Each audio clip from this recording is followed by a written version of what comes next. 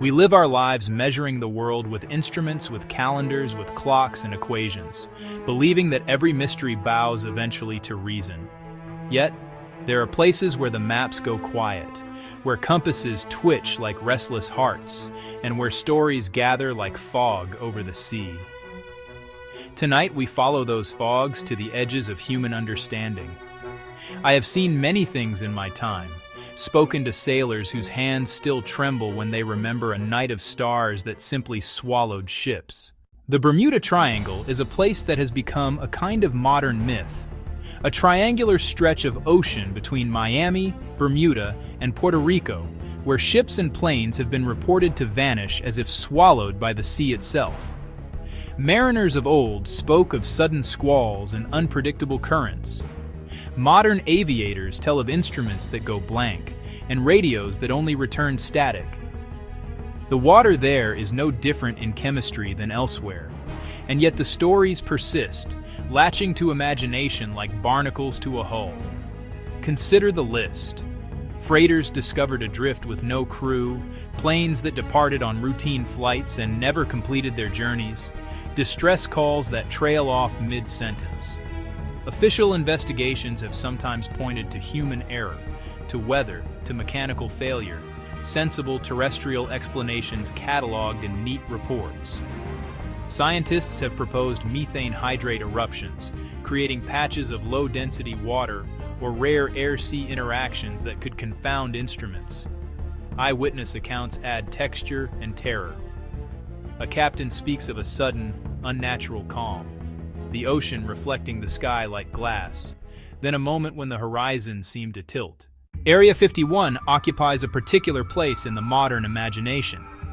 A remote patch of desert wrapped in restrictions, guarded roads, an official silence that speaks more loudly than any press release. For decades it was a blot on the map, unacknowledged and unlisted, feeding every rumor that could cross a desert wind.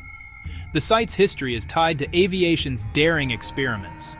Prototypes like the U-2 and the SR-71, craft that, seen without context, could appear alien. Secrecy explains much, but not everything. Recovered craft, shadowy autopsies, otherworldly technology. Documents reveal black projects and a bureaucracy adept at compartmentalizing knowledge.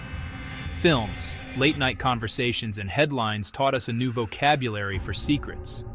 Sightings of strange lights, craft with impossible agility, until you remember prototypes and misidentified satellites in mirage. Yet some accounts stubbornly resist explanation when competent observers chronicle the oddest movements. What technologies birthed in hush would look extraterrestrial to an uninitiated eye?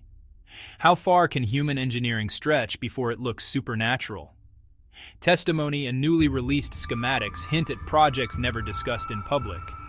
Some truths may be far stranger than the rumors. High in the arid plains of southern Peru, hummingbirds, monkeys, spirals, and forms so vast they can only be fully read from the sky. They have lain under an indifferent sun for over 1,000 years, their simplicity belying an audacity that makes the mind ache. To stand among them is to feel small and privy to an enormous ancient conversation. Scholars argue for ritual pathways, astronomical calendars, water cults, processional routes across a sacred landscape. Yet precision and scale remain puzzling.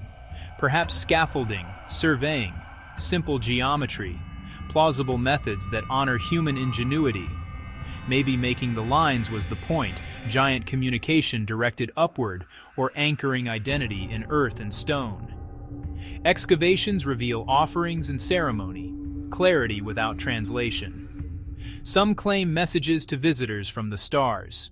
The evidence is thin, but the idea reveals our hunger to marry the unknown to the otherworldly. Perhaps the question is not who the lines were for, but what they demanded.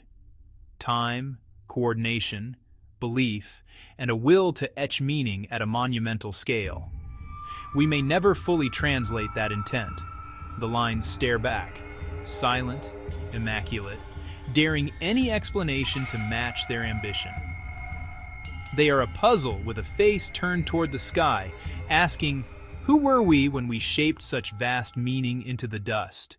Easter Island rises from the Pacific like an isolated thought, a triangle of volcanic rock strewn with enormous stone faces, the Moai. Foreheads that seem to hold secrets, sentinels over a once vibrant society. How did a small people raise such stones, and what happened to the society that made them? Early explorers saw toppled statues and ruination, fuel for a tale of ecological suicide. Appealing, bleak, and incomplete. Recent archaeology complicates the picture. Evidence of resilient food systems, Pacific trade networks, sophisticated social organization. Rats eating seeds, episodic climate stress, and later, disease and contact, resource limits, social change. Plausible methods, walked statues, sledges, rituals, human creativity rather than magic. They face inward, guardians of communities, ancestor veneration, territorial markers. But cosmology is blurred by contact and time. Oral histories, inscriptions, and platforms give hints. What rituals, what ceremonies, what knowledge failed to survive? The Moai watch, and their silence follows you into the wind. Lake Vostok lies hidden beneath nearly 4 kilometers of Antarctic ice, a vast, dark lake sealed from the surface for perhaps millions of years. Imagine a world cut off from sunlight, pressure and cold pressing down like a hand on a wound, where life may have clung, adapted, evolved. Remote sensing, radar and sonar, revealed the lake decades ago. Teams pierced the sheet with great care.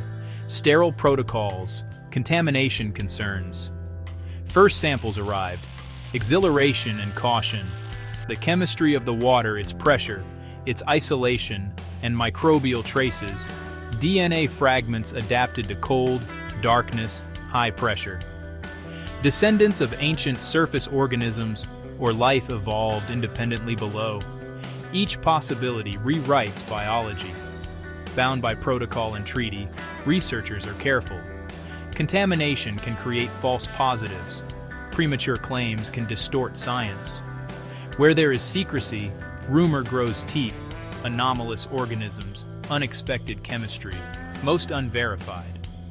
The cautious voice insists, patience. Ethical questions are profound.